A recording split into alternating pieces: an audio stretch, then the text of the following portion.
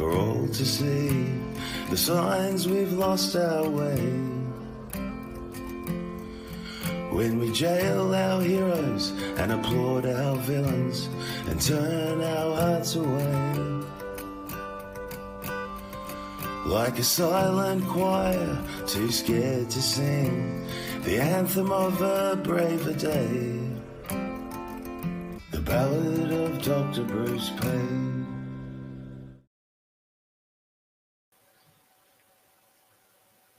And there he is, Dr. Bruce Paix in the flesh, of whom the ballad is for. How are you, dear sir? How are you on this Monday, the 22nd of September, 2025? And the year's really flying along. It is, isn't it? And I'm raring for show 75. Yeah, how about that? And g'day, Banghead here. When Bruce and I were commenting in the backstage that you're there a couple of minutes before we went live, and good to see you ready and raring to go. But we still no sign of Carla yet, so we'll see. Fingers crossed. I don't know. We'll see if Carla makes a late appearance again in the comments. But anyway, see how we go. And here we are, episode 75. So 75 weeks, and that once a week is when we get a chance to do these. So it's really rocketing along, and we were going to give it, what were we, 26 originally, and then we went to 52 and went from there. So Hello there, Susie. How you doing? Happy Monday. Good to see you, Dr. Lynette. Yep, and calling Carla, right? Good on you, Big Booty. Good on you. Good on you. You call. Fingers crossed. G'day. Yeah, Carlo, yay, hello. Over there in Bali, probably enjoying the poolside. It's a bit cooler here in Adelaide, and I think it's a bit cooler over where you are in Victoria, Bruce. Yeah, it's been a blowy, cool week, and it's still cool today. Yeah, absolutely. Well, you've got a little bit, and we may as well get cracking. So, do my little bit to give people an opportunity to jump on to come in for the quality content that comes in about after me. So, anyway, I sent you a bit of a message today. This is big in all the media. I'm just going to share my screen because this is kind of making all the news now. So, the South Australian government is saying that they're going to make, so kids who hate needles will soon have access to a free, gotta love that, Bruce, free game-changing needle-free flu vaccine. The nasal spray will be available from next year for children between the ages of 2 and 5. Experts say the non-invasive vaccine is just as effective as a regular jab. So it's quite effective, quite interesting. That the rates of jabby rates are going down, obviously because of the they overcooked the pudding through COVID, and a lot of people are obviously pulling back on the old vaccines, and they're looking at this. But interesting to note, obviously, I got a note from Nick Petrovsky, and he's been saying this nasal spray has been available in the US for about 20 years, originated sort of out of the Russia had it originally, but I just found it's always interesting how they say it's free. So, just to reiterate this point, it's not free. It's the South Australian taxpayer is funding this product for children, and the profits still go to AstraZeneca. It's not free. So, you and I have spoken about this a lot about it's a cost of something and the price of something and so forth. So, so found that quite interesting. And obviously the other thing is that, children not having, using their own natural immunity, and kids have been getting crook for eons. So what's your thoughts about this little story coming out of South Australia, Bruce? Well, first off, is Dr. Dan with us at the moment? Oh, who knows? He's probably spamming my X account, but I haven't really looked at the X account. I don't often see, every now and then when you're talking about this sort of stuff, I usually get spammed, so I'll check it out shortly. The reason I asked that, I've actually got a few positive things to say about that, notwithstanding the it's free fraud that you already talked about. But as I understand it, this is a new delivery system which, instead of injecting the vaccine through your skin, is instead going to puff it up your nose in a little pump pack, like an allergy spray or a nasal decongestant spray. That's sort of my understanding from the early press on it. And that's a good thing, because one of the big problems with the COVID vaccines and many other respiratory infection vaccines is that you need to give them into the compartment that will then get the actual disease. So, for example, if you're worried about tetanus, then injecting it's fine because tetanus is something that gets into your body through a cut. But if you're trying to give immunity to a respiratory infection, you've got to deliver the vaccine into the respiratory compartment. We've previously talked about mucosal compartment. Because if you don't do that, your body thinks that the future attack is going to come through an injection. So even if your respiratory virus vaccine actually worked, it still produces the antibodies in the wrong place. So when you breathe in the virus and get the infection in your lung, your body hasn't built defenses there because that wasn't the signal it got originally. So I do see a potential benefit here in that we're at least delivering this vaccine into the correct compartment to raise the defenses. But also read a couple of bad things. Based on what Nick Petrovsky was saying, it seems like this is a rehash of an old idea. And he was saying that you can actually get a mild form of the disease from this vaccine. Now, what that means is it's a live vaccine. And the reason we went away from live vaccines, even live weakened vaccines called live attenuated viruses in the past, is because they could spread to other people. So your vaccinee could actually give the disease to someone else without their consent. Sometimes the live attenuated virus would in fact not be attenuated or weakened, and it would actually be strong enough or revert back to the old heavy duty strain. And of course, some people are immune suppressed, and so in them, they're at risk even from a weakened vaccine. So I've still got a few sort of queries about that. Now, another potential good thing is that because it's a live vaccine, it's probably doesn't need what's called an adjuvant.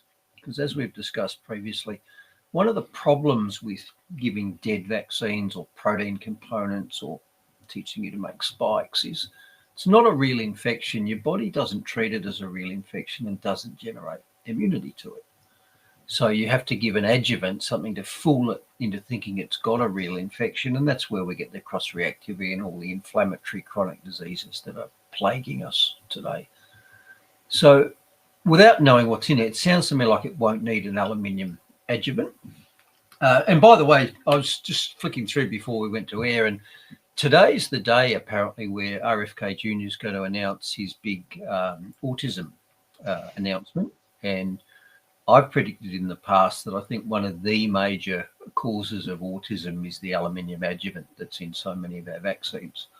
Now, I can't find it, so I don't know, but that's still my prediction. And I did notice that a commenter on Christopher Martinson's blog, who's a podcast that I trust and in fact pay for, one of them said that he thought there might be some aluminium hesitancy going around tomorrow. So maybe he's got some inside news about that. Huh?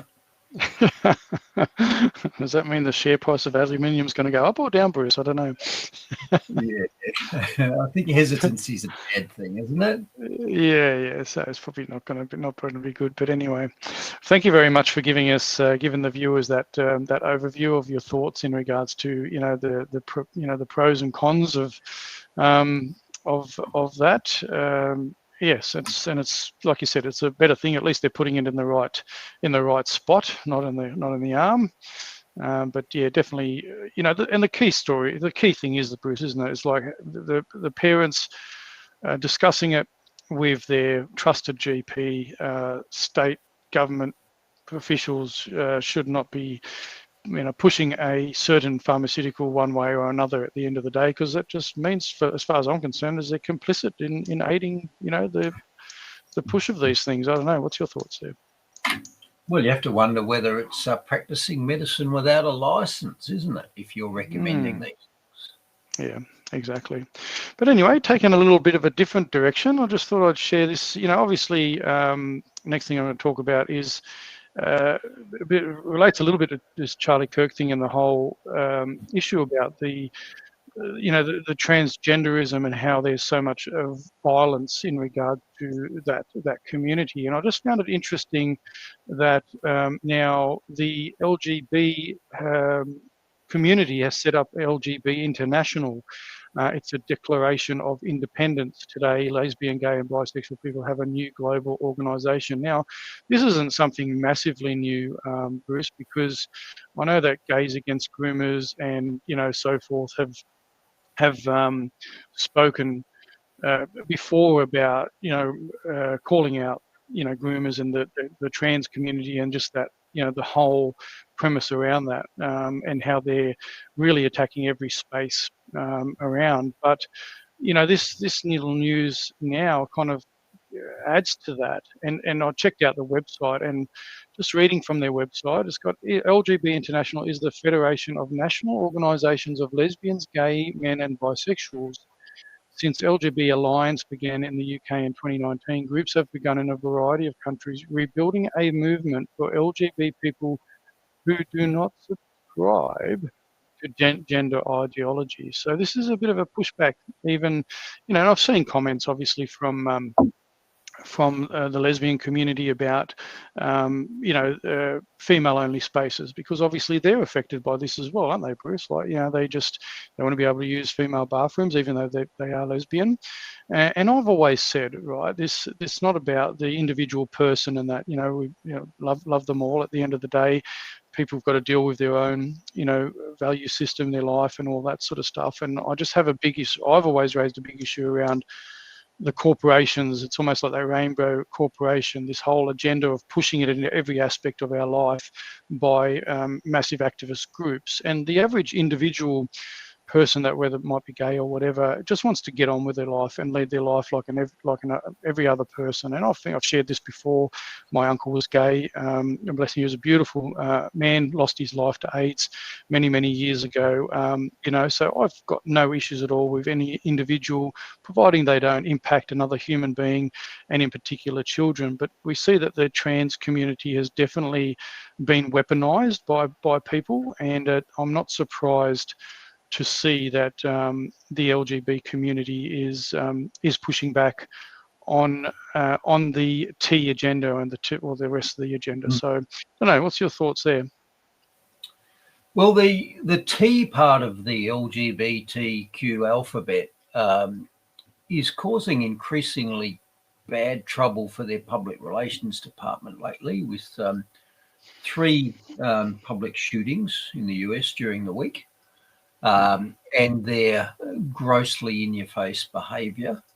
So I don't blame the more traditional diverse parts of the community just taking a breath and saying, hey, look, we fought hard through the 60s, 70s, 80s, 90s to get recognition and acceptance, and you're coming along and crapping in our nest, and we don't want to be part of it. So I can see why that's happening.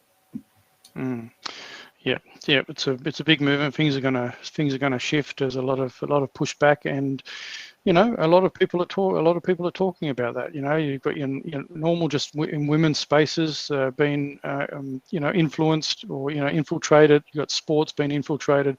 And we've talked about that many times in our shows over different episodes. You've brought a lot of stuff. So. But anyway, just to close before I go on to you, I did want to share about the whole what grace kind of looks like, Bruce. And as you know, I'm a Christian. I proudly proclaim that, and I just wanted to.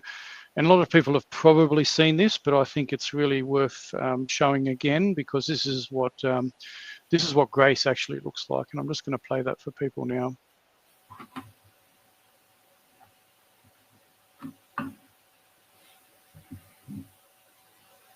If I can get the sound up. My gosh, what's going on there? Hang on a minute. Let me just stop share screen there for a second. That was maybe accidentally log yourself off and then back on again. That might fix it.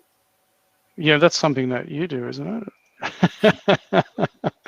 Oh dear, that's funny. That is funny. But anyway, let's see how I go. We get the sound going on. Husband Charlie. He wanted to save young men, just like the one who took his life.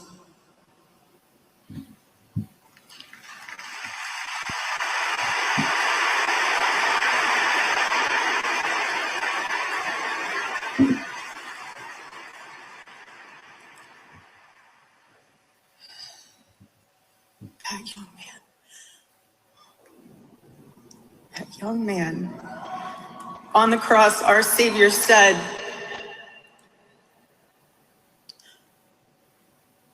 "Father, forgive them, for they not know what they do." That man, that young man, I forgive him.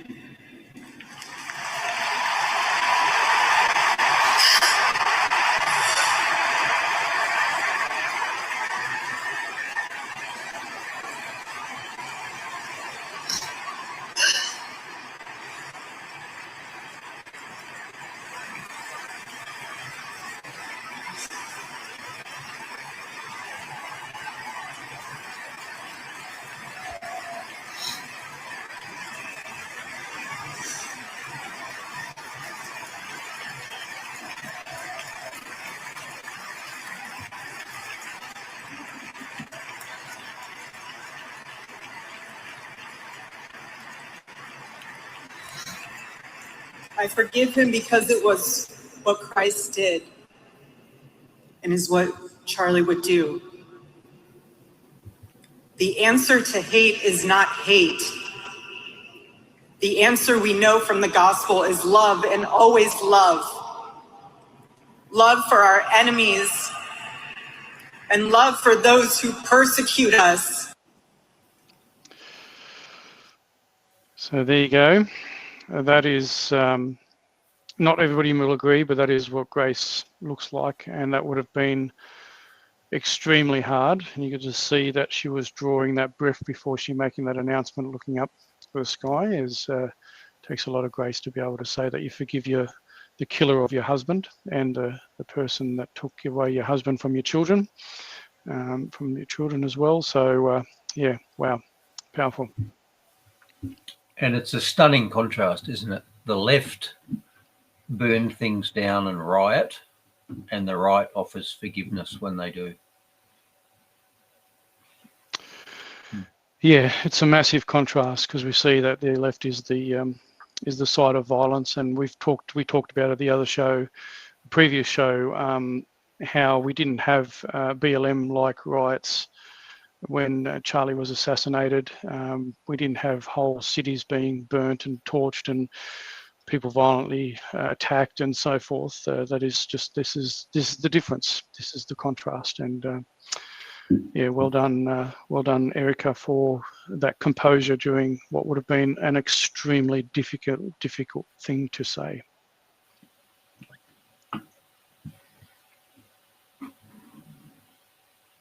And hi, Carla. How are you going? Nice to see you. Carla is in the house as well. All right. So where are we going this evening?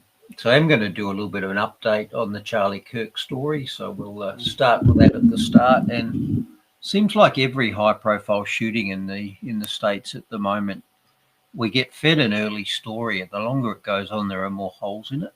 And I've got some holes in the Charlie Kirk story that I'll bring up as well. Mm-hmm. Kick on into not easy being green with more turbine troubles in the wind turbine field, and more trouble for Tesla, with Tesla doing a recall on a number of their house batteries because they've been found to be a fire risk. Skipping into health, we've got it was obviously Dementia Week this week in the newspapers, because all the newspapers have been pushing out some dementia stories. And as I prefaced earlier, I'm waiting to see what the big autism announcement is, and my prediction is that aluminium will be found to be a key driver, if not the key driver, of the rise of that epidemic. Money and finance, we've got yet another alternate inflation measure of 10%, and this time it's the Australian Tax Office, because 10% is what it charges as their late payment of tax fee. So that must be the real rate at which money's losing value, because they wouldn't be trying to profit off the Australian taxpayer under financial duress now, would they? They wouldn't be doing that. Bit of diversity is strength. And remember last week you had Charlie talking to that black university student who seemed really quite stunned to be told that white guys aren't as good at basketball as black guys, which is why black guys get all the top jobs. He seemed quite stunned to be told that. Well, I'm going to show you that black guys also get all the places in the 100 and 200 metre sprint races as well, and for the same reason. It's not discrimination against white guys. It's just they're not as good at that particular thing. Got a fair bit of government overreach here with some clips from the UK where the police are increasingly putting their efforts into terrorising ordinary citizens using Facebook to say they're not happy, at the same time as they're ignoring real crimes, and that's coming for us here soon with the various government bodies to disallow our free speech. And finally, in the miscellaneous section, we had today Australia, the UK and Canada have both recognised Palestine, whatever that means. I was going to ask whether that's a good idea at the moment, particularly as Albo's just landed in America with the aim of meeting DJT, Donald Trump. So given the obvious support of the US government for Israel, that might not have been a great announcement the day before he landed in the US. Yeah, absolutely. And for those asking, Carla's been a long time viewer of the show, and we often have a bit of a joke about the fact that sometimes rocks in about half an hour or 3/4 into the show. So there you go for those that are wondering about that. But also going back to Karen before we move on. Yes, not sure about that one, Karen, whether it's not natural or whatever. I'm not sure about that, but I do note that, and I've spoken about this before, because at the end of the day, cancel culture affects both sides, left and right, or whichever way you look at it, and it gives government the opportunity to shut down speech whatsoever. So, the right side coming out to want to cancel people or come after them for their contempt of the type of vitriol and vile stuff yelled out by people in regards from Charlie's death. Fine, I might not agree with it, but yeah, you're right. It gives an opportunity for government to come after, and wondering whether it's a mechanism to shut down speech. But anyway, interesting thoughts. And I see Karen there's in Washington State, very beautiful state. I have spent a little bit of time in Washington State in my travels through the US. Particularly the north of Washington State, beautiful wooded country, but horrendous bug concentration in the summer, which is when I was there. Right. So yes. So government is not our friend. Absolutely, and I look for any way to kind of look at dividing us. Okay. So reference what Karen's saying there. So. In the case of the Charlie Kirk shooting, there's already some curious aspects to this, to my unfortunately well-trained wind ballistics eye. And for a start, we were told very early on that the murder weapon was a 30-06 single-shot bolt-action rifle at the relatively close range of certainly under 200 yards. So that's a very powerful bullet. It's an old... in fact, predates the First World War, more powerful than a 303, more powerful than a 308. I've fired them. They certainly give your shoulder a kick, and I've fired many a military rifle. So it's a very powerful military-grade weapon, and the range at which Charlie was shot is very short, which means most of the energy is still in that bullet when it strikes him. So Normally, you would not expect 4 inches or thereabouts of human tissue to stop around a bullet that has that much energy. So that struck me as being a little odd. Now, it's not impossible. I have seen a 308 bullet stop that quickly. So I'm not saying it's impossible. I'm just saying it's unusual. So that's the first thing. And when I say it was a high-powered military rifle, I just want to try and explain how high-powered it was. And for those of you who don't know, one of my previous lecturing specialties was lecturing on wound ballistics to international audiences, military and otherwise. So I used to give lectures explaining exactly this. So your typical 30-06 30 caliber round that we're told Charlie was struck with carries about 4,000 joules of energy, or 3,000 foot-pounds if you're an American. How much energy is that? Well, 3,000 foot-pounds is enough to lift a 3,000-pound object 1 foot in 1 second. So it's a very, lift a car in a second with that much energy. Okay.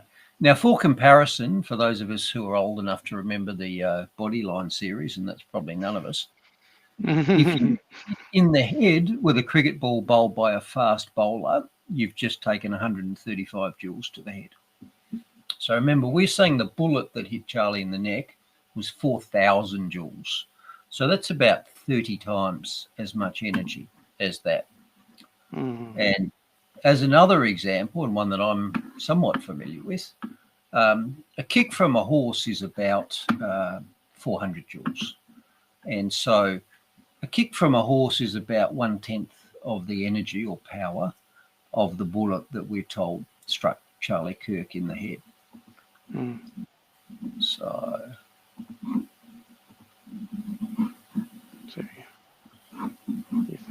you're getting better at this. Oh,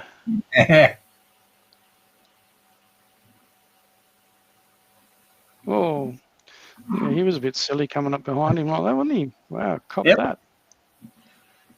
So that's, and I'm not sure if that was in the face or in the upper chest, but that's about 400 joules. Boom. Oof. Knocked him, yeah. So the bullet that hit Charlie was 10 times that, trying to give you a reference for what he likely experienced. Okay. Yeah, and when you consider the well played, horsey, that's it, Leona. Anybody that's played with horses should know better than that, shouldn't they? So now, Robert's made a comment there. It seems to be a shot done from close range and the bone stopped it. Well, you're right. It is a shot done from close range. But even so, to stop a 30-06 bullet that's travelling at probably about 2,600 feet per second in the Charlie case, just to get that bullet stopped, whatever you stop it with, a steel plate, a human body, you have to apply an enormous amount of force to it to bring it to a rest in that far. And when you do that, the bullet doesn't survive it. So a high energy rifle bullet striking anything and stopping quickly is destroyed by the impact, just the same as the bullet damages the tissue damages the bullet. So what you've got there, that's what a high energy rifle round looks like if it stops quickly in tissue. So this was a case I was involved with in South Australia many years ago, where a deer hunter was accidentally shot from behind at close range with a 308, similar to a 30-06, not quite as energetic. And none of that bullet came out the front of his shoulder. All of it stopped in his shoulder, which is surprising, but it did. But the cost of stopping that bullet so quickly was that the bullet was completely destroyed. So that's what you're having a look at there. So that's what I would expect if Charlie Kirk had genuinely taken a 30-06 in the neck and it stopped in his neck. That's what you would find in his neck. And you'd see a big cavity and bits of that would have blasted out. So they didn't show us that. But I think it was yesterday, a spokesman from Turning Point USA came out and explained it, because people are asking, okay, why is there no exit wound? I mean, for a start, it doesn't look like an entry wound, and we've shown them previously. Entry wounds look like a little dot, look bigger than that. And exit wounds would look, be the size of your fist. We didn't have that. It didn't exit at all. Well, yesterday, Turning Point USA explained why that was. So they said it was a miracle. They said, you're right. Normally that powerful a bullet would not stop in the neck. It would blast through it and out the other side. But a miracle was caused to happen to prevent anyone else being injured. So that's their explanation for this ballistics thing that's pretty unlikely. Okay. It was a miracle that caused it to stop in the neck. So you don't have to worry. It just, it was a miracle. So the story went on to say that the coroner actually did find the bullet just under the skin. Now, again, that's not possible. So if they found a bullet just under the skin, it wasn't a rifle bullet, because you can't stop a rifle bullet that quickly without destroying it. So if they found a bullet or anything that was even recognizable as a bullet, then it was a much lower energy bullet. And I've got a picture there again, an X-ray of another case I treated, which was a 9mm gunshot to the chest. So that's a pistol bullet. Pistol bullet's got about 500 joules, so getting on for 1/10 of the energy of the bullet that Kirk was apparently hit with. So if they found a bullet, it's not a rifle bullet. It can't be. It cannot. A rifle bullet does not survive getting stopped that quickly. So, but they've told us it's a rifle bullet. They've told us what the rifle is. They've shown us everything. They've got the message track, everything explaining it. So this doesn't add up already. There are many other things don't add up. This doesn't add up. I'm increasingly skeptical that he was shot with a rifle bullet, a 30-06. And yet that's a pretty tight story that they've told us. Why we get an obviously false story, I don't know. It doesn't make any sense to me either. But that's my read on it. And I have a lot of experience with ballistics and wounds. The story they're telling us just does not gel. If it was a rifle bullet that didn't exit, which is unusual but not impossible, his neck would be full of frag, be full of shards. If they recovered a bullet, it's not a rifle bullet, and yet they've told us it is. So I don't know why it is, but every public shooting these days appears to have questions, conspiracies about them, or things that don't add up compared to the official story. And sad to say, that seems to be true here as well. Yeah. So I'll just go back to that. So that's what it would look like in his neck if he was really shot with a rifle bullet that stayed in it, would be destroyed. That's what would look like if they recovered a bullet. That's not the same sort of bullet, so it can't be. Yeah. All right, that was just a quick thought or two about the Kirk situation. Yep. Poor old Gale. Yes, it does go back to Martin Bryant. There are a huge number of things about the Seascape Cafe that make absolutely no ballistic sense. That could be a story for another day, but yeah, we are getting told there are porcupines about that. Now, the interesting thing here is that in many of these concocted stories that don't appear true, the designated murderer never gets to court. So in the Kennedy case, we had Lee Harvey Oswald shot in the car park of the police station, so he never got his day in court. So he never got a lawyer to stand up and point out all the holes in the state's case. Same in the Martin Bryant's case. He survived, but he never went to court. He pled guilty after some months. So again, none of it was tested. And you have to wonder here, okay, is the designated shooter in this case, is he going to go to court? Or, so that we can test, so a defense attorney can stand up and say, well, hang on, show us the bullet. So that we shall see. I'm skeptical, because the usual thing is that the the designated perp doesn't get his day in court either because he's dead or because he pleads guilty before it. Yeah, it'll be interesting to see where Desi Freeman's at, Bruce? And that did occur to me as well, and the group in Queensland. Okay, on to our not easy being green segment, and this week it's not easy for wind power. So we had this story from Cheyenne, Wyoming, and that piqued my attention as well because I once got offered a job in Cheyenne, Wyoming, which I didn't take, but I could have. So I was on a horse training course in Colorado, and one of the other participants was this wiry little grey-haired guy called Roy, and he came up to me at the start of the 2 weeks, shook my hand and said, "I'm Roy, I'm an anesthesiologist," which is what I was too. So I said, "Get out of here." Anyway, we're roommates for the course, and at the end of it, he said, "I'd really love to have you come and join my practice in Cheyenne," which I didn't, but hey, wouldn't that have been a sliding doors moment? Yeah, it's crazy stuff. Anyway, this story from Cheyenne, Wyoming says that the low frequency sound that's emitted by wind turbines penetrates into the ground and negatively impacts the earthworms. And in fact, I believe the story said it does a 60% reduction in the number of earthworms around the wind turbines. So they don't like that. And that's not a good thing because earthworms are a critical part of the ecology of soils. So just as we've discussed in the past, where infrasound affects humans at a distance and it affects whales in the sea, well, apparently it affects small animals as well. And I know here in Western Victoria, quite often below a wind turbine, there will be multiple sheep grazing. And you have to wonder whether they're being tortured by the infrasound as well. They just have no way of telling us. Yep.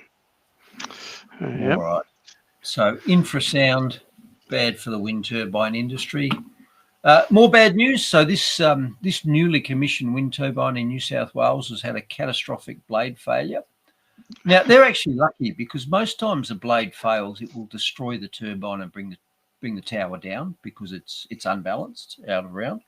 So in this case, they had a blade failure. Just went a bit limp, Bruce. It just went a bit limp. Well, it broke off and crashed. And so you've got to ask, given that they're telling us we're doing this because the weather's getting worse, is it really a good idea to be transitioning our electricity system to something that's vulnerable to the weather? Just ask. Yeah, same as solar panels and hail. We've covered that before too, haven't we, Bruce? Seen that. And apparently the blade falling off issue is not unknown. I can remember it happening in the wind farms south of Geelong, south of Melbourne. And here's an example in Scotland. So the Perth there relates to Perth, Scotland. But again, the whole top fell off this newly commissioned wind turbine for some reason, bringing the hub and all four blades to the ground. So yet more examples of this is a technology that really isn't mature yet. There's still a lot of problems with it. Yeah, absolutely. But they're not getting wiped out by trains getting stuck on railway crossings or, Or under bridges, yes. And bit of bad news this week for the Tesla bros because Tesla's also having some issues. They've had to recall a number of their household battery storage devices. And they've had to do that because of reports that they can overheat and catch fire. And we've flagged the fire risk of batteries, particularly lithium batteries, many times. And I mentioned last week that I take this seriously enough that I've recently set up my own little isolated battery charging shed. So I charge all of my batteries in there. And if I get a failure of one, either in storage or during charging, all I'm going to lose is that little site shed. So I've moved all of my tool batteries out of the big shed. And same, if I had a Tesla Powerwall or some sort of home battery storage, if it was lithium, I wouldn't have it under the main roof. I wouldn't have it in my garage. I wouldn't have it attached to the wall of the house because it poses a risk. And of course, I wouldn't be parking my Tesla under the carport or in the garage either for the same reason. So I take that seriously enough that I've made changes. And I haven't buy got one in one the this first week. place. Every week we get a story about yet another house fire, structure fire due to lithium, don't we? Mm-hmm. Yeah, absolutely. But this story in the or this line in the story sort of worried me because it says Tesla will automatically discharge affected units as a precautionary measure until a replacement can be found. Oh. So that signals something I already knew, which is that Tesla can reach into your home electricity supply and turn it off. And not only turn it off, they can pull the electricity out of it. So that's the whole smart meter thing. They're not just looking at making it easier to send you bills. No, they want to make it easier to turn you off. And that might just be your air conditioner, or it might be everything. And not only might they turn it off, they might actually rip out the stored energy you've got in it. Because if Tesla can do this for a faulty battery, Tesla can do this for an operational battery, and they can do it for a car battery. So once again, you don't own your energy. They can reach in and touch it. You can reach in and touch it. And of course, all the government's got to do is they can add their own layer on top of that. They can say, well, yeah, we love that you can sort of discharge the energy out of people's electric cars. Can you discharge all these people? Because our intel says they're turning up to a flag march in Melbourne on the weekend. Can you just discharge all of their cars for us so they can't do that? Yeah, they have anti-government narratives or rhetoric. We got to take all the charge out of their batteries.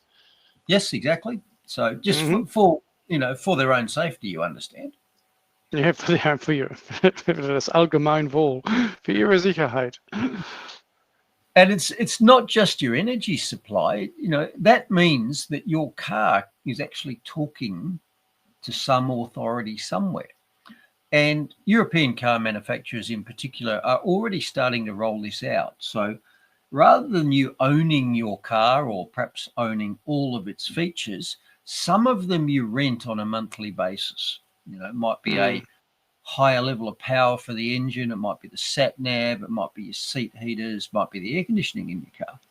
And so you have to pay your subscription every month. And if you don't pay that, then the internet will talk to your car and switch those features off.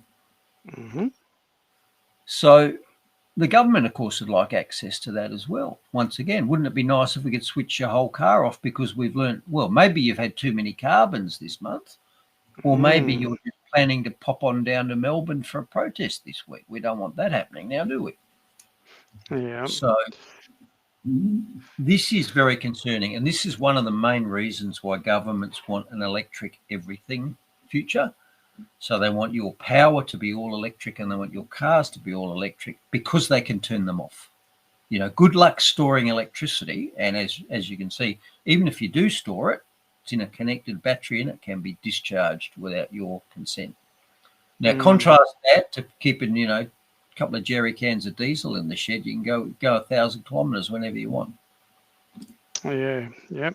Well, we talked about all of that, didn't we? And this is why there's a big pushback against smart meters, smart electricity meters, smart water meters, all these things, because they can control it. They can really control your solar panels, your batteries, everything else like that. And they just want more and more control so they can actually flick a switch and turn you off essential services if you've got wrong speech or you're not being a compliant little citizen. So, yep. Part of your social credit system is control of your energy, because that's everything, isn't it? Yeah, really. Trying to take a leaf out of communist China's playbook, aren't they, mate? No, you would have to have some sort of Australian leaders go over there and get the instructions from them for that to happen. Well, of course you would, but wait. Oh yeah. You would, wouldn't you? And if Albo or Jacinta Allen had been to China, we'd know about it, wouldn't we? Surely the same as Dan. I mean, because surely the media should be allowed to go over there for those sorts of things, shouldn't they, Bruce? Now, is that Dr. Dan or was that Dictator Dan? Dictator Dan, but Dr. Dan's in there spamming again, but that's okay. He just wants you to respond on stuff that on a topic that we've already moved by about 20 minutes ago. But anyway, good on you, Dan. Anyway, I think those two Venn diagrams have a fair bit of crossover between the two Ds, the double Dans. Yeah. Right. Now, I've just shown you all the ways that they can actually control your car and your energy, and that's bad. But it gets worse again, because we are just entering into the era of self-driving cars. So if we've got self-driving cars which are electric, and where do so many of these come from nowadays? Pro tip, China. It is possible for them to be hacked externally and driven somewhere. So let's say, hypothetically, Taiwan was invaded by China. Australia was taking the American side. Chinese weren't very happy. They could threaten, or actually do. They could say, okay, well, just so as you know, we've got a electronic dead hand in every Chinese EV ever sold in Australia. And you've got 12 hours to think about this, after which we're going to drive every single one of those automatically to a target of our choice. And when we get there, we're going to cause a thermal runaway in the battery. So our government is actually getting us to pay for our own remote control bombs, which could be hacked and taken over in the future. And that is exactly what this security conference said. This isn't just me rabbiting on. This is what a security expert, no less, told an Australian conference this week. He said that EVs represent new threat vectors for hybrid warfare operations, and they could be turned into ticking time bombs. Now, he also mentioned the fact that they're surveillance devices as well, because you can't buy a modern car without all those annoying nanny state electronics in it. You know, you're crossing the centre line, you're going faster than the traffic camera says the limit is. Well, how do you think they do that? They've got multiple cameras all over them, which is surveilling. So, again, it would be fairly simple to just hoover up all of that data and put together a whole map of what you wanted to know, just from ordinary Australians driving around in these things. You know? You can map your cities, you can work out where the infrastructure is, etc., etc., etc. Yeah. Yep. I mean, cars are one thing, but it's the energy security that concerns me. You know, like here in South Australia, our government already blew up its coal-fired power station. You know, we've got this massive reliance on wind farms, wind factories, and solar and batteries and all that sort of stuff. So, you know, it's all by design. And we talked about it before, these little, they can turn off the blades in windy weather. So who's to say that can't be hacked to make them overrun and all that sort of stuff, like you say. Yeah, interesting. 30% of our electricity grid is Chinese made or owned. And it's just increasing. And even if it's not, you can you don't have to have made the thing to hack it. It's still a threat vector. So, which is exactly what you said. Yep. So what is our government doing about this national security threat? Well, they're just doubling down. So during the week, Albo announced that it's time to go even harder on the green dream, and he's basically doubled the emissions reduction target over the next 10 years. So instead of aiming for 43% by 2035 compared to 2005, he now wants that to be a 62% reduction. Now, I didn't do the population rise numbers over that time, but we know we're getting like 500,000 new Australians a year. Let's say our population's 30 million, make it 50 million. That's what? That's 500,000. Half of that. That's 1% a year, 2% a year. Okay, so compound that for 30 years. So by the time we get to 2035, sounds like we'll have nearly doubled our population, but they want to reduce our carbons by 2/3. When other countries apart from ours are actually doubling bloody, what are they, nuclear reactors and coal-fired reactors and all that sort of stuff. That's not for the likes of you. That's for the surveillance centres. You won't be getting that. You'll be sitting in the dark after the wind turbines turn off, you won't be getting any of that nuclear power, not you. No, because that's for they won't even give it to Bitcoin mining or anything else like that. So now it's all for nothing anyway, and it's hypocrisy on the part of the Australian government anyway, because whilst they're doing that to us, they're still shipping our coal overseas. And if you look at this chart here, China's CO2 emissions are skyrocketing. They are hockey sticking northwards off the chart and utterly dwarfing anything Australia, Europe, France, you name it. Far and away the biggest emitters are the Chinese, and it's just exploding. So why the hell are we bothering impoverishing ourselves if we're just going to sell the coal to China anyway? Yeah. So a product so catastrophic for our climate, we're in such a climate emergency that we still got to make billions of dollars selling the stuff to countries that create more of the stuff that creates the emergency. Yeah, and you're right, Philip, there you go, the O issue that we had here with the systems going down, and they say people died because they couldn't get ambulances and stuff like that. So, right, yes, I didn't know that was a foreign-owned thing. Interesting though, seeing Peter Malinowskis jumping up and down about that and wanting to get answers for that when people have died from ramping, sitting in hospitals on bloody ramps because the hospitals overbooked. He hasn't fixed that. And vaccine mandates and it goes on and on and on and on and on. Yep. All right. Okay, enough of not easy being green. Onto the health segment. Oh, look out and watch it go crazy in the chat and the spam. Here we go. Dan, brace yourself. I don't have a lot this week because I was waiting for the American autism announcement. I can't find it. Don't think it's been made yet. But it does appear that this week is Dementia Week in the media because there have been multiple stories about that. And they're sort of combined dementia / other people's money stories, because the first one there on the left is bemoaning the fact that this new and very expensive drug costs more than a luxury car. I wonder if that's a luxury electric car. Now, the problem is that our regulators have cruelly refused to subsidise it. Oh, dear. Okay. But they're onto it because on the right, they're reframing availability of drugs using the inequality model. So that's basically going to argue that we have to give drugs to everybody irrespective of what they cost, because not doing so would be unequal. Okay. So that's another way they're going to go. And at the end of the day, doesn't matter if the regulators subsidise it. That's not them. That's not the government. That's you.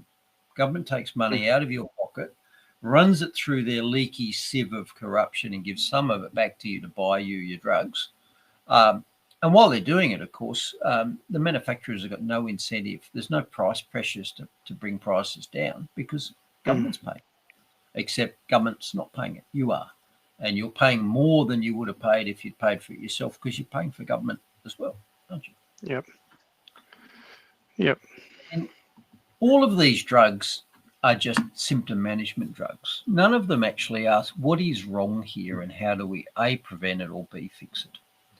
And doing that in industry is called root cause analysis. So if your machine explodes and catches fire, the solution is not, well, we'll make it fireproof. The solution is what went wrong. Was it electrical connection? Did something overheat? Was it mechanical friction? So you want to look at what the actual cause of it is and prevent it, rather than just throw some sort of thermal blanket over it or put a fire extinguisher there. And that's, of course, what our health system does. Our health system is largely a fire extinguisher system. So whatever your symptom is, we'll try and damp it down. We never ask what caused it or how do we fix it.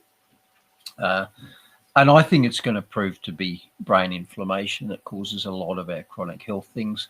And I think we've discussed many times where that's likely to come from. And I think it's inflammatory foods, carbohydrates and seed oils. And I think it's inflammatory chemicals in vaccines, aluminium. which we were just talking about. Yep. Yep, all those things. That's why I say, I've got all this messaging from our health bureaucrats, and even the thing we talked about, the nasal spray and all that. It's all about, a medicine, take this, or building more hospitals. But where's the massive media campaign about, healthy lifestyles, healthy living, even for kids, getting them to eat the right food instead of junk foods, and, exercise, good diet, all these sorts of things that, improve our immune system and our overall health and well-being. But there's none of that. They rather spend money promoting foreign companies that produce pharmaceuticals. I haven't read Gail's here, but I'm going to read it. My brother-in-law was told by his GP that his cholesterol levels were just under for him to receive a very expensive injection. He told him to eat pies, chips and fatty meals, then have a blood test.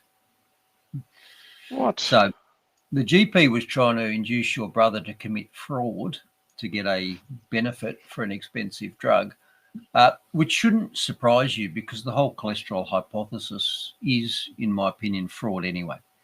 And I experimented with myself a long time ago, because I almost never saw a GP when I was younger, and I only see them now because I can't write my own scripts anymore. But I reckon I was in my 30s and I somehow fell under the clutches of a GP. And every time you go to the GP, they'll rip blood out of your arm and do a lipid profile, cholesterol test. And it came back high. Mine always comes back high. My cholesterol is usually in the 7s. And now that I know that that's fine, I don't worry about it. But at the time, I was told, oh, your cholesterol's up. You better do something about that. And, of course, I went on a couple of drugs, both of which made me sick. So I stopped doing them. I got terrible muscle pains and stuff like that. And then I went and looked into it, went, well, hang on, it's nothing to do with it. But I thought I'll try the diet thing as well. So, they tell us, don't eat chips, don't eat bacon. They've demonized fat, which, by the way, is not cholesterol. They're different molecules. But fat got framed for the murder that that carbohydrates were committing. So I thought, now bugger this. If I'm going to try dietary modification, I'll hardcore it. So I had my bad blood test of cholesterol equals 7. So I went, all right, I'm going to eat all bran and water for a week, because we're told that all bran, that horrible grainy, healthy breakfast food, which is full of carbs. We were told that will soak up bile acids, which are made using cholesterol, and then you'll excrete them out. And so that's a natural way to bring your cholesterol down.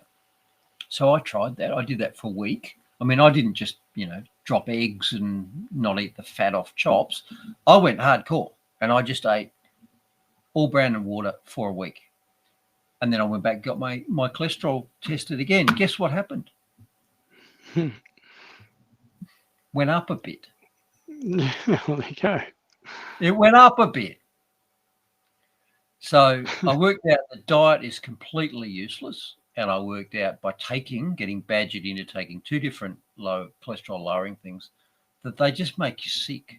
And then I went and did my own research, worked out the whole thing was a fraud anyway. But yeah, so changed it all. Have now fasting regularly, and go on the carny diet and all that sort of stuff, and feeling good for it, aren't you, brother? Yep. All right, where were we? Let's I can't remember where we were. Let's flick over into money and finance. So another bad week for the Aussie dollar compared to the other monies you could have, gold, silver and Bitcoin. So the Aussie dollar's down 2% against gold. It's down 2.5% against silver, and it's flat against Bitcoin. And for those who can't get your head around Bitcoin, you should try and get your head around precious metals, gold and silver. And I think we showed a week or two ago that gold is up 30% on a year compared to the Aussie dollar, which means the Aussie dollar is down 30% a year. And I've had a number of people asking me about this recently, and I've said, yeah, look, I'd be buying silver at the moment, not gold, because silver moves later than gold and usually moves more than gold, and it hasn't really done that yet. And also there are industrial pressures. Silver is becoming more and more valuable in industry, so it's a consumable metal. And two things it's very useful for as the whole green dream future. So it's used in solar panels, it's used in electric cars, and it's also used in missiles.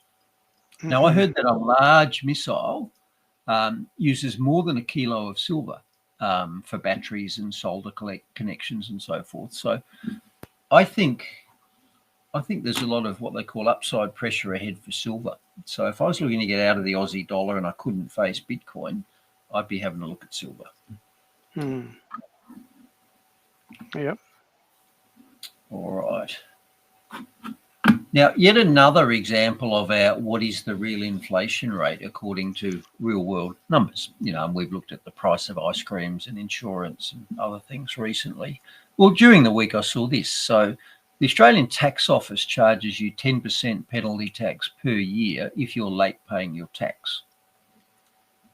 Now, question is, if the real inflation rate is 3%, why are they charging you 10% to make up for that? Or do they know that the real inflation rate is 10%, not 3%? And I think we both know the answer to that. Yet another marker that says the real inflation rate is 10%, not 3%. It's around 10%. Yeah. Yet another one. Gotta love that. Gotta love that. Them getting their money out of unpaid tax bills, eh? Good on them. People who are under stress paying their tax are now getting penalised on top of it. What's this? Jason's gone. Nick Norwitz, he brought his cholesterol down by a ton by eating a sleeve or 2 sleeves of Oreos for 2 weeks. Holy crap! I think I'd be vomiting. Anyway. Yeah, look, I wouldn't have done that because he's eating carbs, which are bad, and I don't care what your cholesterol is because I don't believe it's anything to do with heart disease. I think it was framed, and we've discussed the mechanism for that in the past. If people can look back on why I say that. But back to our inflation question. So I think the Reserve Bank and the Australian Tax Office are ripping us off because the RBA is saying that inflation is basically over. So if the RBA is charging us 10%, if the ATO is charging us 10% penalty tax on late taxes, well, they're clearly making a profit. They're gouging us, aren't they? Yep. If there's no inflation there at all, or virtually none, then they're just gouging us, aren't they? Now, of course, they are gouging us. Yeah.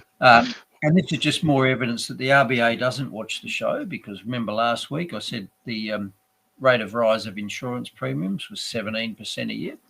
And the rate of rise of my electricity bills was 14% a year annually for the last 3 years, compounded annually.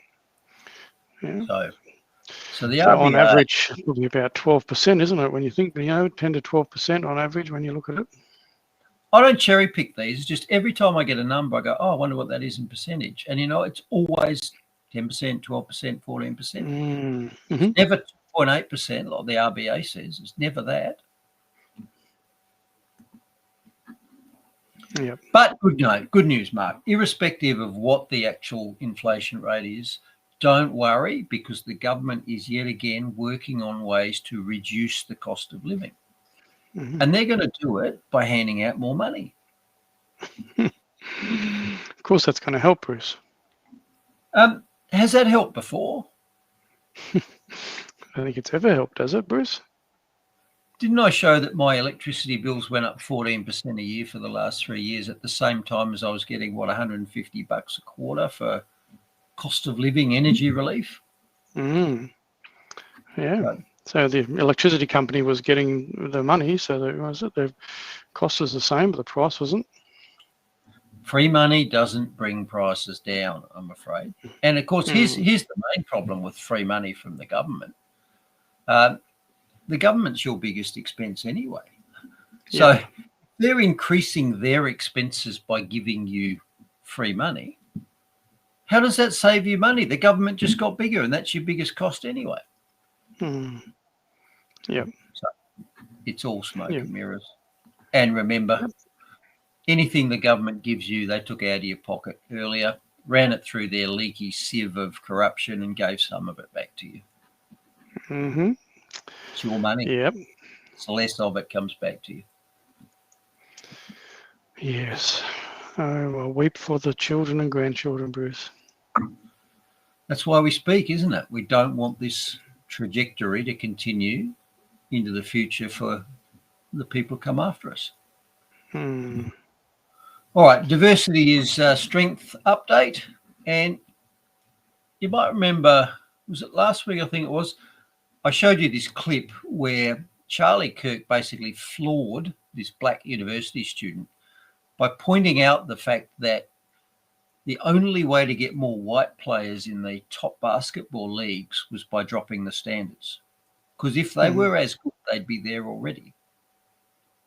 And this uni student was really quite floored by that. He just didn't seem to understand that the reason the NBA is full of black guys is because they're good at it, and the NBA pays for excellence.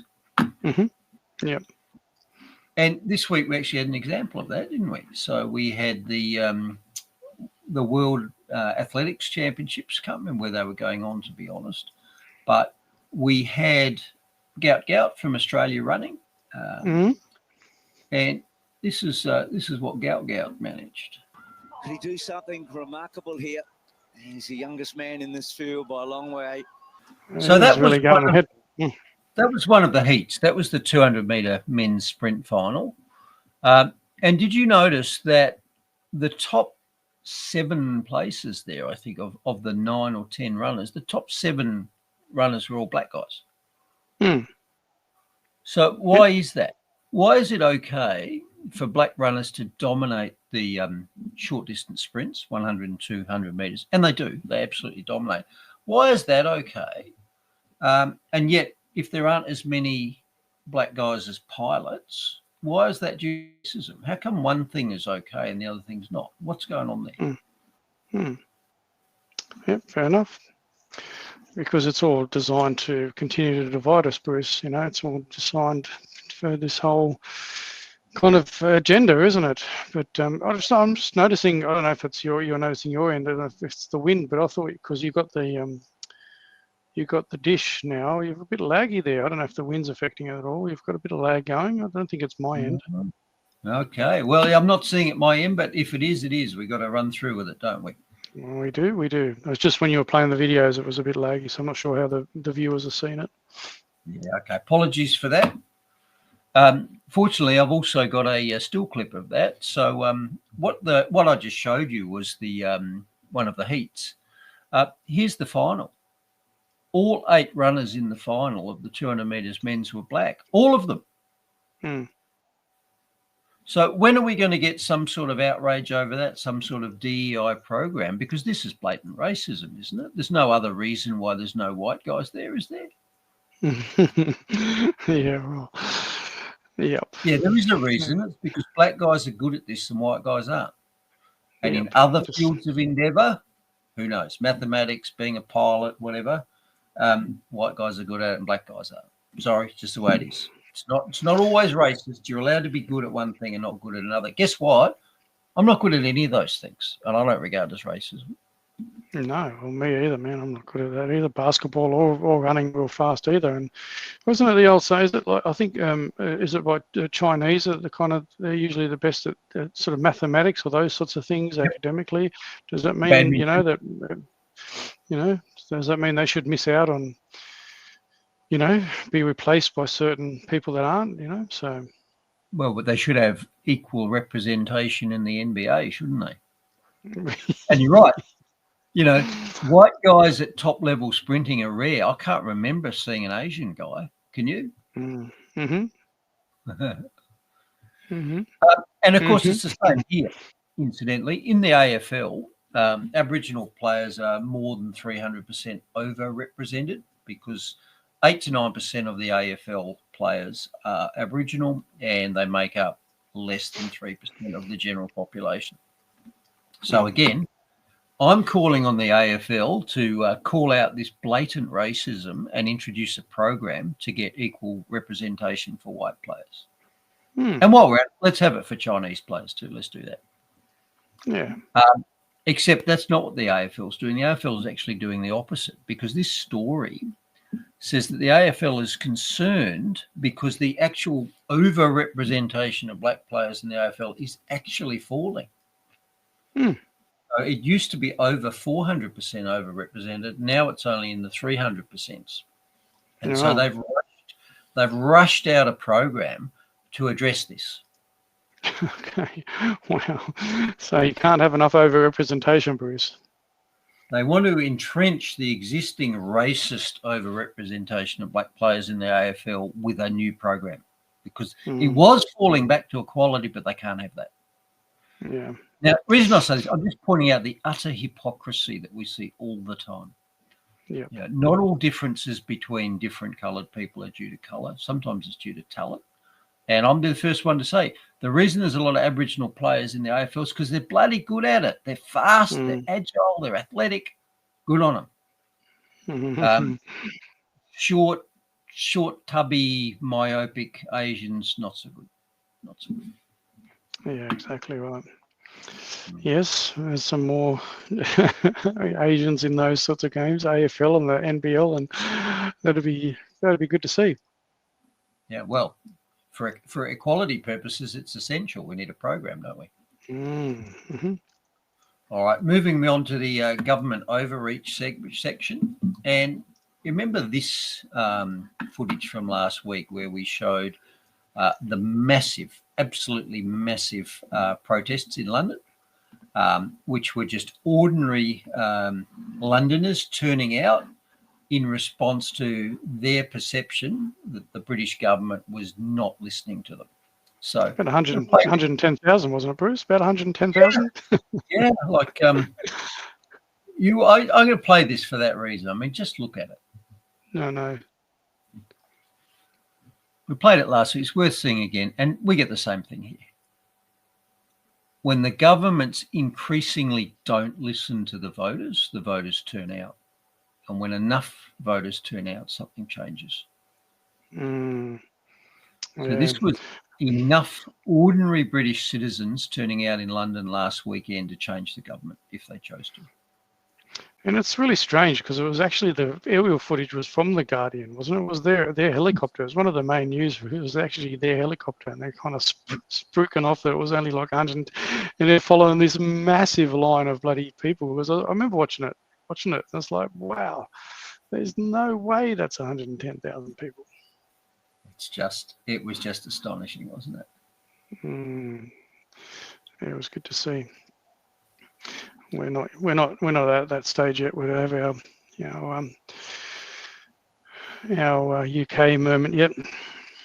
I watched Tommy Robinson speak after that, and he said something that's prescient here. He said it had to get that bad in Britain before things could change, and we've said that. It only stops when it gets bad enough for the average person. Yep. Now, those massive marches have been labelled as racist white supremacy marches. But we mentioned some other things. Two-tier policing is a big thing. The perception that certain citizens get a pass on their crimes and others get cracked down on. And I've got an exact example of this. So this was the police turning up at a citizen's house in England and basically threatening her.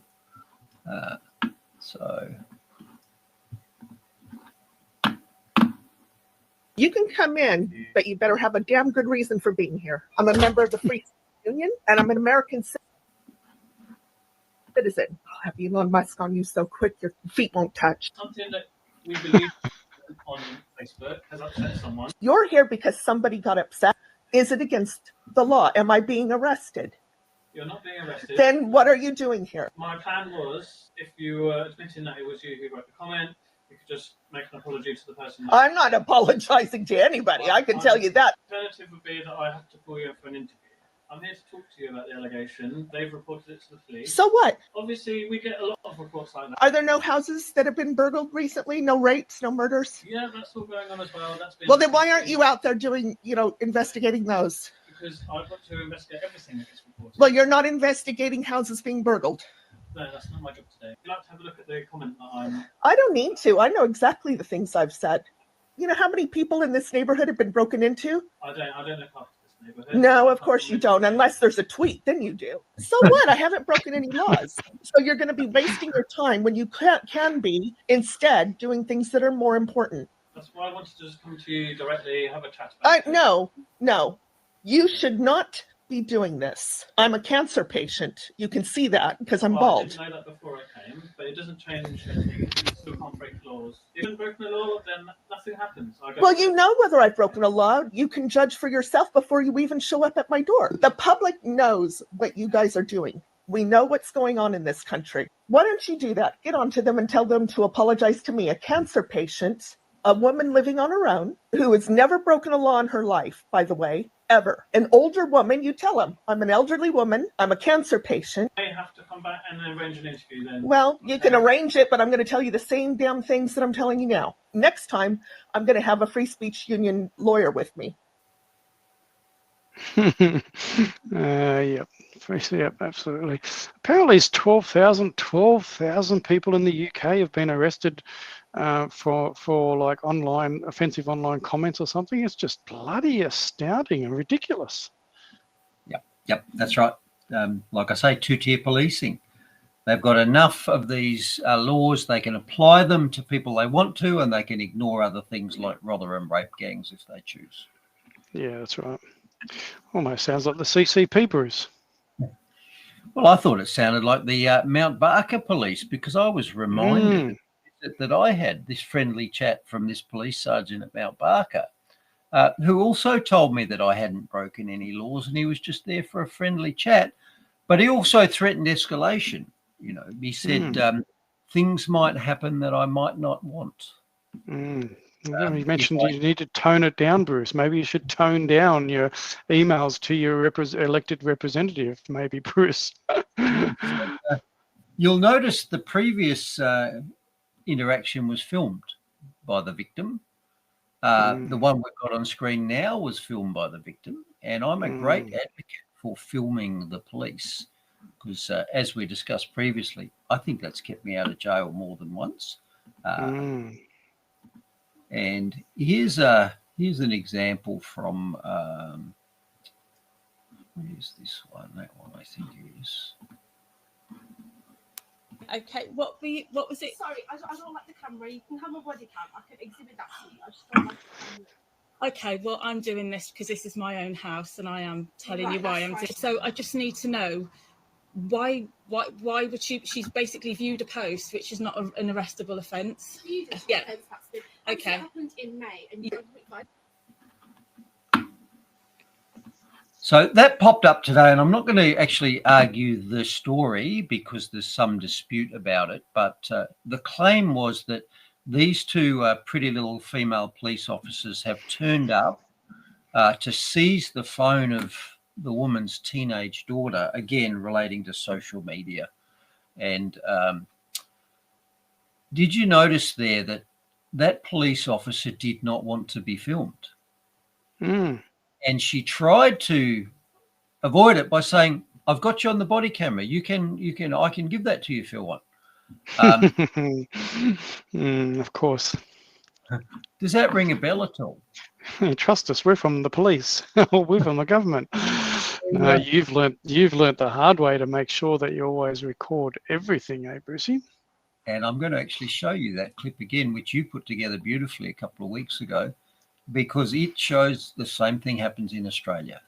Do not trust assurances that it's all on body cam, you can have it. No, because it goes away when you're in the police. Well, Sounds filming familiar.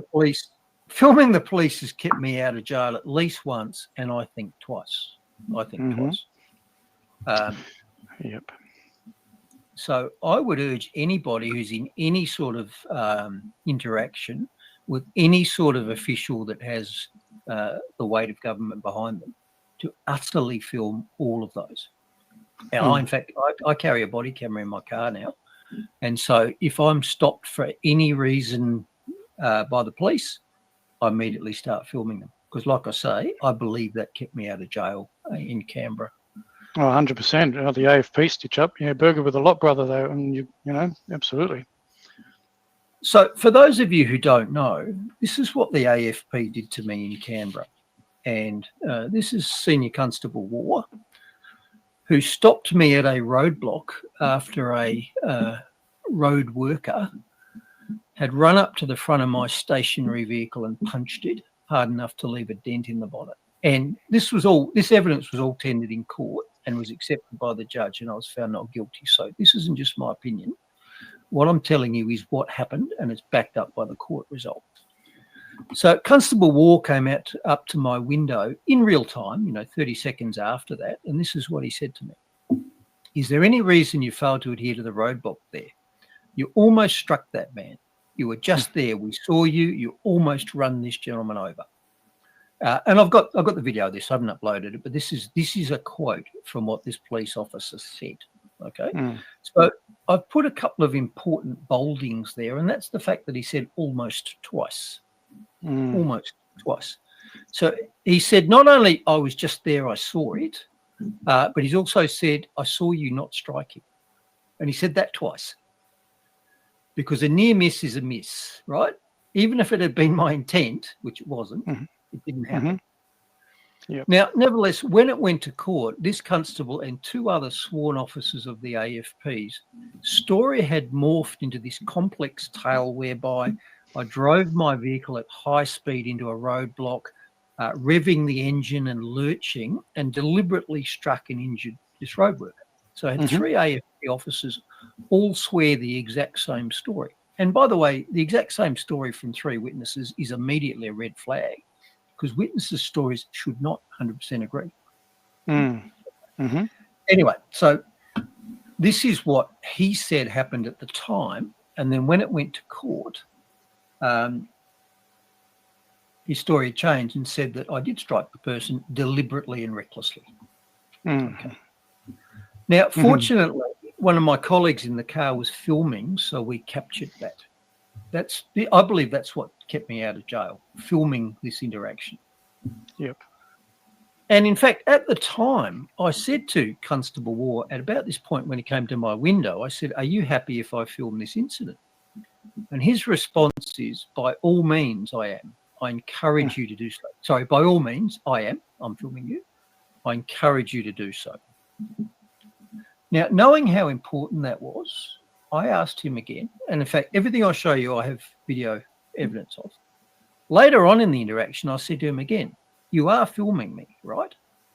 And he said, I've got you on body cam. And I said, can I ask that film not be deleted as I will use it in court? And he said, yeah, no worries at all.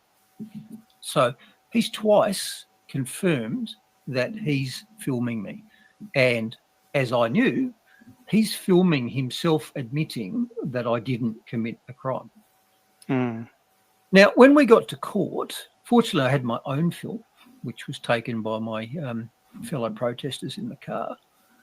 But when we got to court, we asked him, we said, can we see what was on your body camera? And remember, he's twice said, yes, I'm filming, and he's agreed to keep it. He shouldn't have to agree to keep it. I was charged with a crime. They tried to put me in jail for 10 years. That's what the potential penalty was here. I had very serious assault charges levelled against me. So assault with a weapon, the vehicle, aggravated by the fact that it was a vulnerable road user. So they were trying to put me in jail for 10 years. They've agreed to keep the evidence that would exonerate me, their body cam. And when we got to court and said, can we see your body cam film? Sergeant War shuffled a bit in the witness box, looked a bit uncomfortable and sort of said, look, funny thing happened. When I got back to the station, I discovered that the battery was flat, so I don't have any film. Of course. Now, I don't know how body cameras work, but if my GoPro goes flat, it keeps what it was recording up to the moment it went flat. It doesn't delete all the images. And what about the other police officers? So, yeah, I would encourage anybody in any sort of interaction with police to film them and not to take any assurances that, oh, it's all on body cam, mate, don't worry about it. Because as we know, body cam goes lost. In my opinion, there should be a statutory requirement that all interactions between enforcement officers and the public be on film, body cam. And if the police cannot produce that body cam, the charges should be instantly dismissed. That's my opinion of what should happen. Yep. Yeah. Anyway, 100%. 100%. I believe me filming the police, just like Desi Freeman apparently had a penchant for doing, I believe that kept me out of jail and potentially for a decade. So I don't regard filming the police as suspicious. I regard it as prudent. Well, it's really important these days. I mean, if it's taught us a lot, hasn't it, about about what to expect. Your situation in particular. I mean, many people know that I covered that. So your situation in particular. Is there any reason you failed to adhere to the roadblock there from this gentleman? Yeah, because I had a green arrow. The gentleman's blocking traffic here. He was standing there and you almost struck him. We were just there, we saw you. You almost run this gentleman over. He was standing there and you almost struck him. We were just there, we saw you. You almost run this gentleman over. Correct, yes. ACT police, and there's my badge number. Quite clearly see. Thank you. Are you happy if I film this interaction? By all means, I am. So I encourage you to do so. What can I do for you, country? No, are you filming it? Can I ask for that film not be deleted because I'll use it for? Yeah. Thank you. So that is the first time that I believe me filming the police kept me out of jail. And in fact, I learnt this even earlier when I had the visit from the friendly police sergeant from Mount Barker. It doesn't get old. It doesn't get old watching that back, does it, mate? Like, it's just like they've just cooked themselves totally. And the fact that I mean, what was it you were saying? The judge put their glasses at the end of the nose and looked at them, all three of them or something, and they just perjured themselves, didn't they? Or what do you call it? They just I tell you. They colluded to destroy the evidence of my innocence and to fabricate evidence of my guilt, because all three police told exactly the same story that was different to the one on the body cam film that they deleted.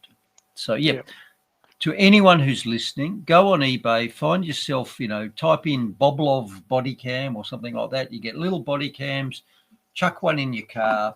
Anytime anything happens, pull it out, start it, clip it on. I will not speak to any authority figure whatsoever without a film running, and I won't be fobbed off by, don't worry, we're filming it, No. Yeah. Yep. So I said saved you a long time in jail, mate, because I reckon if you didn't have all that evidence, they would have had you for a row. Well, they had three professional witnesses all telling a tightly choreographed story of my guilt. Yep. All right. Disgusting. So here's the take-home messages here. Our wise rulers are watching us all the time, and they're increasingly interested in doing so. That's what all the data centers are going in for. They're not to give us better Google searches. They're there so as they can hoover up every piece of surveillance vision in real time and analyze it and know who you are, where you go, what you do, what you think, what you buy. So, and here's an example of that. So this popped into my Google feed during the week. So this is an advert for clip-on aftermarket Toyota Land Cruiser armrests. And that's for a 70 series, which I don't have. I've got a 200 series Land Cruiser. I've had it for 10 years. But this popped up a couple of days ago. I can get these magnetic clip-on armrests for a 70 series Land Cruiser, which I don't have. So note also there's Corona. There's a bottle of Corona in there, and I don't drink beer either. So why would that have suddenly popped into my feed? I'll tell you why. Because I had a friend visit me a couple of days ago who's just bought a new 70 series Land Cruiser. And he was bitching to me about the fact that it still doesn't have armrests. Of course. So that was hooked up by one or other of our phones and sent off to Google advertisement land. So that explains that. And what about the Corona? Well, yesterday I also got this picture from a friend of mine who's in Europe, and I've taken his face out because he's not a pretty sight and he didn't give permission. But what does his T-shirt show? Yeah. So I Corona got extra. flicked that in an SMS with an image. So in the last couple of days, the surveillance state has analysed brand new Land Cruiser and disquiet about the lack of armrests and sent me an ad for them. And guy wearing a Corona T-shirt maybe drinks Corona. Targeted advertising, Bruce.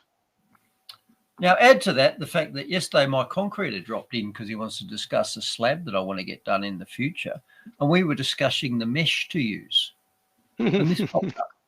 Of course. Why do I suddenly get an advert for mesh for concreting? You know what, Bruce? When you talk to your friends and that like Coronas, or send your phone, you make sure you're talking about concrete. Leave your phone inside, mate, because you'll start getting advertisements. Take home message to everybody. Yeah, if you want a private conversation, you make sure there are no listening devices. So you're not in your car. You don't have a phone in your pocket. The other person doesn't as well. Your robot vacuum cleaner, your computer, or your internet connected TV. If you want a private conversation, they are all eavesdropping on you. Be aware of that. I had the same experience, Bruce. As like when I was on an evening webinar, running a webinar, and I've got 4 other staff in different parts of Australia. So as you know, I'm in South Australia. I had friends in New South Wales and all that, and we were just talking on Zoom, or we had our phones, obviously, and we were talking about fly shooters. You know those salt shooters that shoot flies with little salt pellets. Yep. And within 10 minutes of us having that conversation on all of our phones, we started getting ads for these things through our feeds, our Facebook or whatever it was that we were on. Yep, and I'll add to that. I've done similar. Every month or so, I shoot across to the Mallee in South Australia, where I go and have a shoot, and there is no phone signal there, and so all day you have no phone, no SMS, nothing. And usually when I leave there and drive 20k down the road, I get a whole batch of messages pushed through to me that I've missed. But I've done that, and they've sent me the same sort of things as I'm talking about here, relating to a conversation I had in the Mallee where there was no phone signal. So your phone is listening and storing your conversation and analysing it and uploading it when it can. Yep. Just assume all of that is happening. Now, this technology was invented by the marketing people, the Googles, the Amazons and so forth, so they can target adverts to you. If they can track where you are, okay, you're in your car, you're going to the airport, maybe you're going away. They might send you an ad for, travel insurance. But remember, governments can lean on these people for the data, or they can just buy it. Yeah. So the big companies, the big tech companies, are very good at tracking and tracing and profiling you. And government can either just say, give us the info, or buy it. They can do that. Yeah. And if you think it's a coincidence, I would refer you to Ian Fleming, who wrote the James Bond series. And in one of his books, he gave this sentence: once is happenstance, twice is coincidence, thrice is enemy action.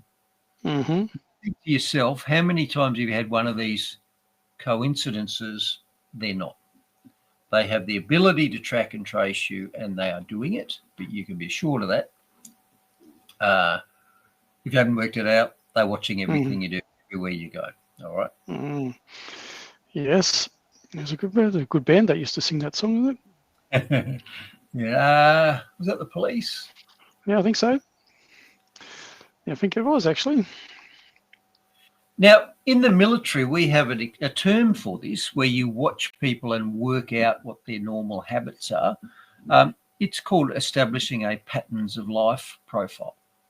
So you watch them. When do they get up? Where do they go? What do they do? What do they buy? Who do they talk to? Who do they meet? Et cetera, et cetera, et cetera. What do they just normally do when they're going about their business?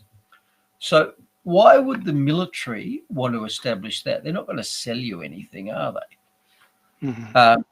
Well, two things. They want to pick the insurgent in the village. So they want to analyse, okay, who's the combatant in the village, who is their enemy, or anything else that's suspicious that they're doing. So the military uses it to identify threats. Okay, so why would our government be doing it? Well, the people that attend those anti-government protests, Bruce, you know, the ones that speak up, the ones that are going to be challenging government overreach, Bruce. They want to be able to know which of those people are. Threats. And you might notice my little sub-label there, enemy of the state. Mm-hmm. Okay. Yep. Yeah. The reason your government is watching you and profiling you is so they can work out if you're having impure thoughts or planning things which are a threat to them. Mm-hmm. And they can send those two coppers round and tell you that you better sort out your Facebook thinking because that might not be what you want. Well, I wonder how much heat I'm going to get in the next 6 months now the government knows that I'm going to run as an independent for the state election in March, Bruce. They'll probably start coming down on me a bit harder, Bruce, you reckon?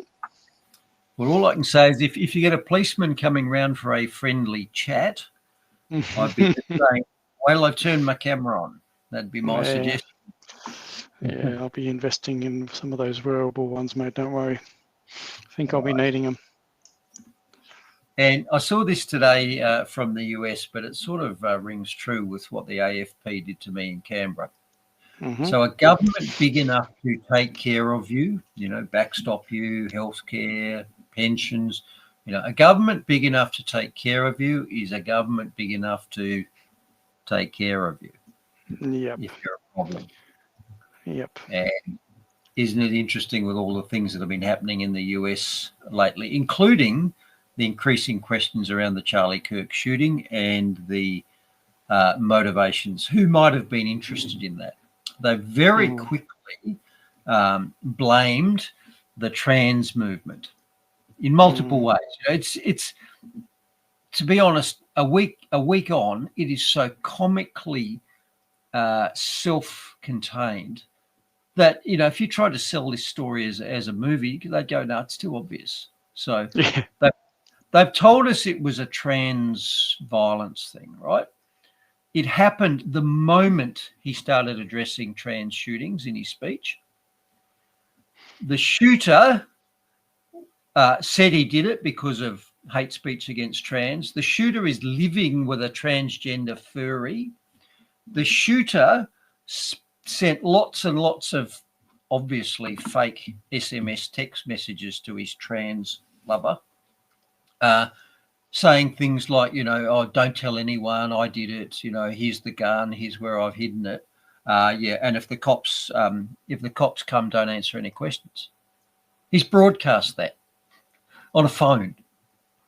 So they've parceled up and handed us this is a trans motivated violence thing. And as time goes on, it's like, well, hang on, the ballistics don't add up. So you have to start asking yourself, okay, is there a different story here to the beautifully packaged story that we've been told? So, you know, conspiracy theories straight away, aren't we? Yeah. Yep, and there's plenty of that going around, as always. Absolutely. Lots of stories. Miscellaneous. The run home. What's the time? So we might get inside 2 hours, even with that sort of multiple clips that we'll have to see whether they're all blocky and laggy, but it's okay. So today it was announced that 3 of the AUKUS Five Eyes, so Canada, Australia and the UK, have announced that they are going to recognise Palestine, whatever that means. And this was a spot of terrible, terrible timing for Albo, because Albo has also just landed in the US ahead of his first and much awaited face-to-face meeting with the Donald. Now, it's pretty obvious that the Donald and the government he leads is 100% backing Israel. You know, they bombed Iran on Israel's basis. They send them vast amounts of weaponry, etc., etc., etc. So Albo's basically said F Israel at the same day he's about to meet Israel's biggest benefactor, the United States government. So let's wait and see what sort of punishment we get. Is Albo going to get sat on the naughty chair and get a dressing down like Zelensky did? Is he going to get told at that publicly televised future meeting that because he's been bad, Trump's increasing Australia's tariff from 10% to 15, 20%, whatever? Wouldn't put it past him. Be very interesting to see what comes up in the next little while, won't it? Absolutely. Yes. There's a dressing down, but as usual, the regular commentators are all propping him up and, Trump bad and terrible, how treated him, but he's just, yeah. I mean, he's just a joke, isn't he? He's just an embarrassment to our nation. Maybe he'll bring Kevin Rudd along with him. Yeah, old Kevy baby, making a reappearance again. Right. Bring out one of his profane-laden rants from the Biden era where he's dissing Trump. That'd be a bit of bad timing as well. That would be. Yeah, absolutely. That's funny as. Yeah, watch this space, I think. All right, final story. So this one was from your neck of the woods last week, and this was a story that said the Gawler Council boundary change has been rejected, despite a recommendation it proceeded. And as a result, one council was going to lose $45 million a year in rates revenue. So basically, you had two adjacent councils, and the question was, there was a parcel of residents. Which side did they belong to? And apparently the choice has gone, those residents are going to run to one council, and as a result, the other council, who thought that they were their residents, is going to lose $45 million. Now, I don't understand this because I've always understood that rates were a service charge for things I got, rubbish, roads, etc., etc. So if that council's losing a whole bunch of ratepayers, surely they're losing a whole bunch of costs. They won't be picking up their bins anymore. They won't be picking up their rubbish. But surely ratepayers aren't, profitable lines for councils. Aren't they serving us, not the other way around? So this didn't make sense. But when I read into the story, no, the councils do make a profit out of the ratepayers, because here's what the story says. The Barossa Council estimated the development, once realised, would generate $45 million in rates and cost about $40 million to service. So the council's just admitted that they're actually ripping off those ratepayers to the tune of $5 million a year by overcharging them for services. Yeah. So much for any like this is a service charge. This is so you get your bins done. Well, obviously they're like the ATO. They're tacking a bit on the top, aren't they, for their own profit? Oh, I've got to keep their CEOs getting paid the money, and other things, Bruce. Like people need to be paid in bureaucracy. So it's not about what's best for the community and keeping costs down. It's just about how much they can rip you off, mate. I wish I could bring up that slide about, the money coming out of your pocket through the leaky, corrupt sieve of government and back into your pocket. Because here's a perfect example. Yeah, exactly. They're pulling $5 million out of ratepayers a year, more than they're giving back. It's exactly what I've been talking about.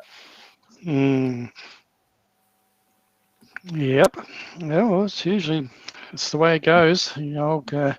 Old councils, and that's not some, and also the control they have over you and regulations and everything else like that, because of climate change and all these other sorts of things, Bruce, they might lose a bit of control. Well, I wonder why my fight with the local council, when I told them I didn't want the recycling bin because I never used it, they said, well, you got to have it. So, yeah, it wasn't about services. It was about charging me for providing it. That's a classic mafia technique, isn't it? We don't care whether you want to buy our protection services, but you'll still pay the money. Yeah. It's pretty much how it works. A bit of standover tactics, isn't it? Oh dear, that's so funny. It's the same here. We don't care if you've got private health insurance. You can still pay your Medicare levy as well. We don't care if your kid's got a private school. We'll still pay. We'll still, charge the same taxation level. It's the same. It's not about providing you with a service. It's about extracting you with the money to provide the service and making a profit. Yeah. Yep. And obviously we've talked about it before because you're pretty passionate about it as well. It's really about encouraging people to make a stand that the government is too big, and we need to reduce government because we all know that the bigger the government gets, the more control they'll assert, won't they? So this is exactly what they want. Well, they say about more than 50% now of Australians are reliant on the government for funding of some type, form or another. Yep, they're not net taxpayers. Yep, so it's much more than 50%. The net taxpayers, in other words, taxpayers who actually pay more to government than they receive back, I'd be surprised if it's more than 10%. Everybody else is taking services off the top, and they can't afford it. They have to. The government takes so much of their money out of their pockets all the time. Like I say, your government costs you twice as much as your mortgage.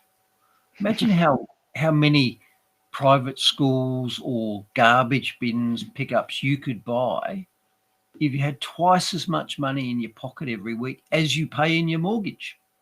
Yeah. I'd give up. Okay, no worries. I don't want to. I'll pay no tax and I'll get no services. Guess what? I get no bloody services now.